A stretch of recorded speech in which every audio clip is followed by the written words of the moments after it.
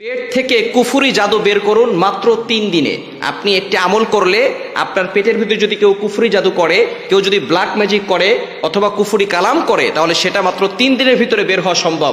কোনো কবিরাজের কাছে যেতে হবে না, কেননা কবিরাজের কাছে গেলে অনেক সময় কবিরাজরা বিভিন্ন ধরনের জিন চালান করে দিয়ে সমস্যা থাকুক আর না থাকুক আপনাকে বিপদে ফেলতে পারে। কিন্তু ব্ল্যাক ম্যাজিক জাদুটনা কুফুরি কালাম এটা যে সত্য, এটা কিন্তু নবীজি সাল্লাল্লাহু আলাইহি সাল্লামের দ্বারা প্রমাণিত হয়। নবীজি সাল্লাল্লাহু আলাইহি সাল্লামকেও কিন্তু জাদুটনা করা হয়েছিল। এক ইহুদি মহিলা লাবিদ ইবনে আসাম নবীজি সাল্লাল্লাহু আলাইহি সাল্লামের চুল মোবারক নিয়ে 11টা গিরা দিয়ে জাদু করেছিল। নবী সাল্লাল্লাহু আলাইহি সাল্লাম অসুস্থ হয়ে পড়েছিলেন।